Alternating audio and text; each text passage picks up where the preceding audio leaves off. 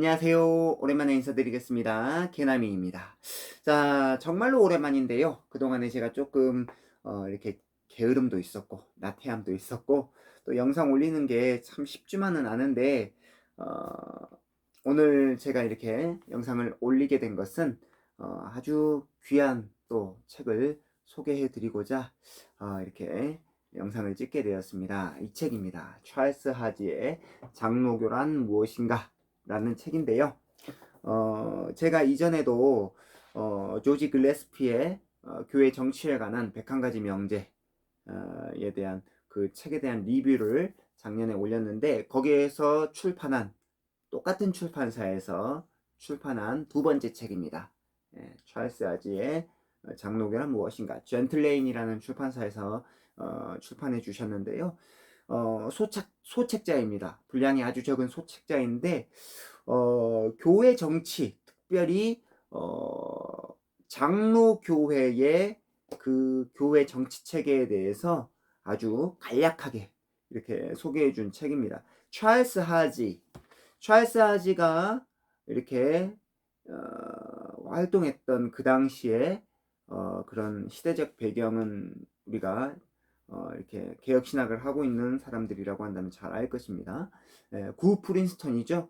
구 프린스턴, 그 프린스턴 신학을 토대를 세우고 또 경고하게 했던 찰스 아지, 그리고 찰스 아지의 제자였던 비비 워필드, 그리고 또 그 후에 존 그레샴 메이첸, 그리고 존 그레샴 메이첸이 이제 제자가 있었는데 그게 바로 한국의 보수 신학을 기초를 세워주셨던 박형용 우리 목사님, 그리고 박형용 목사님의 제자였던 박윤선 목사님이 이제 존 그레샴 메이첸이 이 프린스턴 신학교가 좌경화되었을 때에 이제 웨스트민스터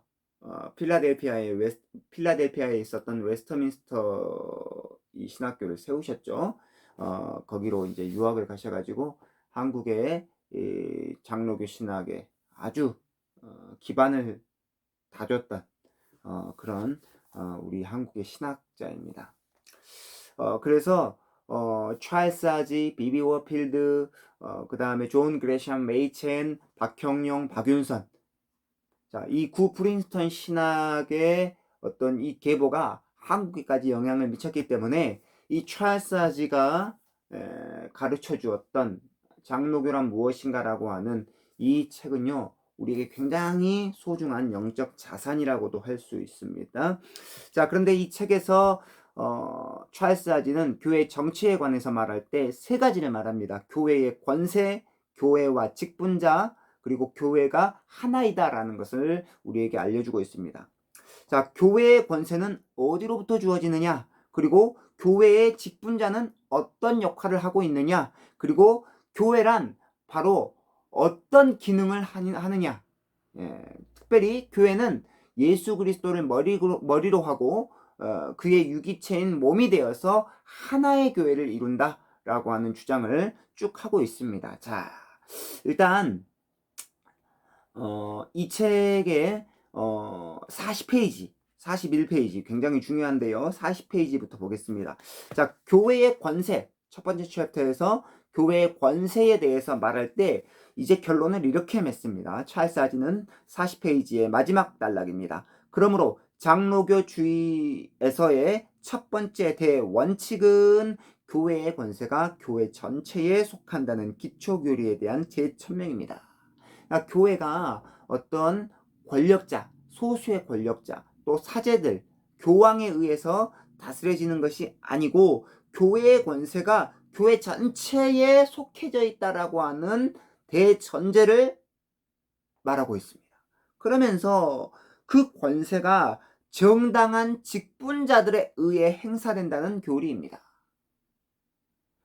교회의 권세가 정당한 직분자들에 의해 행사된다라고 하는 것을 말씀하고 있습니다.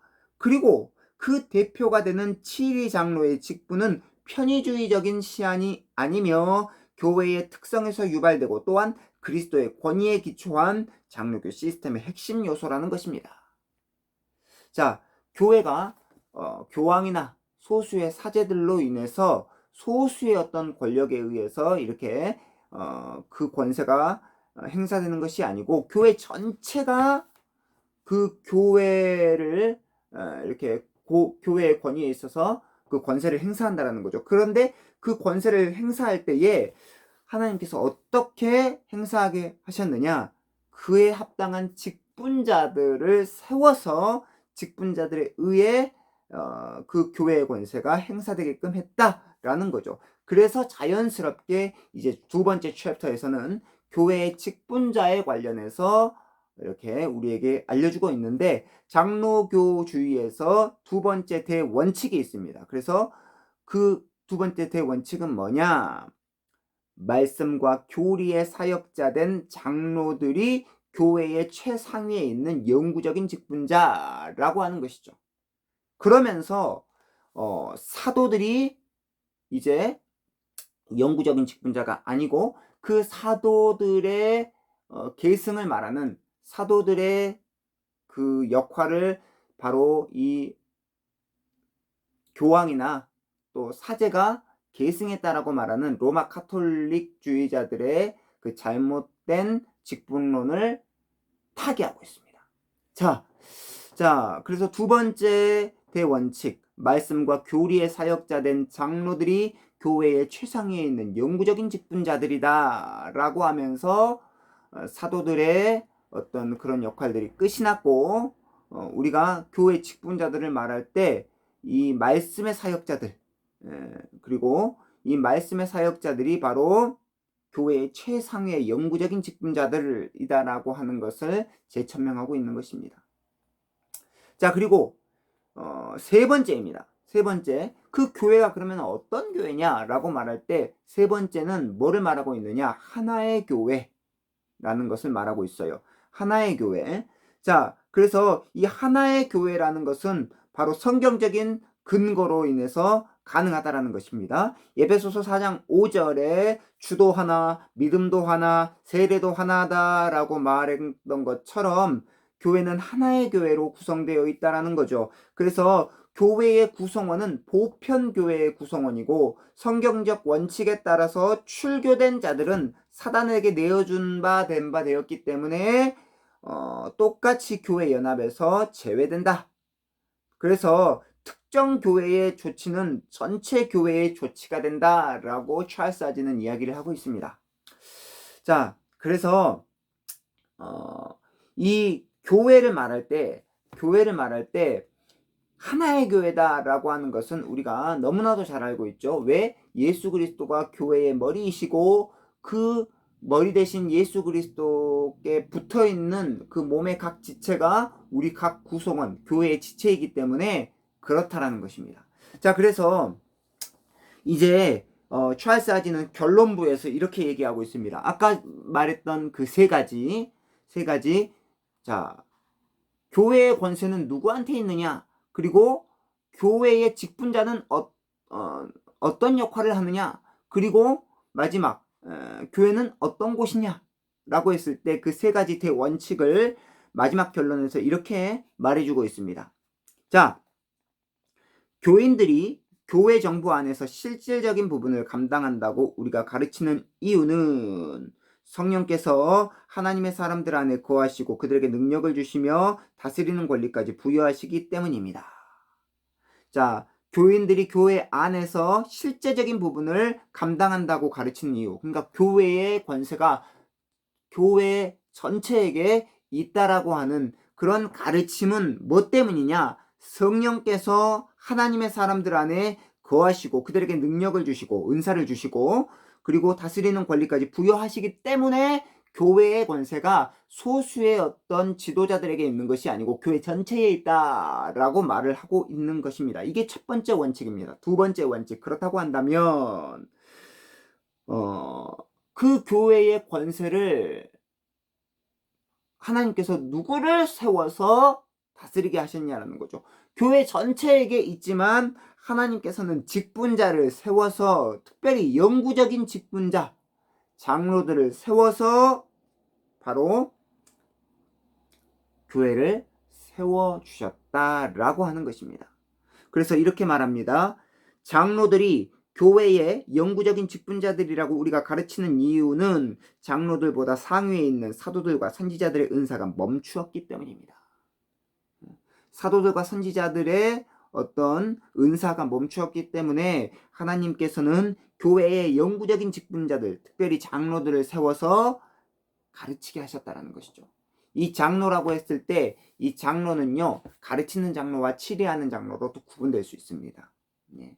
가르치는 장로는 목사이고요, 치리하는 장로는 당회를 구성하는 또 치리 장로가 있죠. 자, 그리고 세 번째 전제입니다. 그렇다고 한다면 신자들이 모인 각각의 회중이 바로 하나의 교회를 이룬다라고 하는 것이 세 번째 대원칙입니다. 왜냐하면 예수 그리스도가 머리이고 바로 그 머리에 붙어 있는 바로 몸의 지체가 성도들이기 때문에 성도는 개별적으로 떨어져 있지 아니하고 하나로 연합되어져 있는 유기체다, 하나의 교회다 라고 결론을 맺습니다. 그렇습니다. 이 장로교란 무엇인가 라고 하는 책의 내용을 제가 조금 두서없이 정리했지만 세 가지 대원칙. 자, 교회의 권세는 누구한테 있느냐? 바로 교회 전체한테 있다. 두 번째, 교회 전체한테 교회 권세가 있지만 하나님께서는 교회의 영구적인 직분자, 특별히 장로들을 세워서 다스리고 가르치게 했다라고 하는 것이 두 번째 전제. 세 번째, 교회는 그렇다고 한다면 독립적으로 개별적으로 존재하는 것이냐라고 했을 때 그렇지 않다. 바로 하나의 교회다. 왜? 예수 그리스도가 교회의 머리이시고 교회의 각 지체는 떨어져 있지 않는 그 몸에 붙어있는 지체이기 때문에 하나의 지체이다.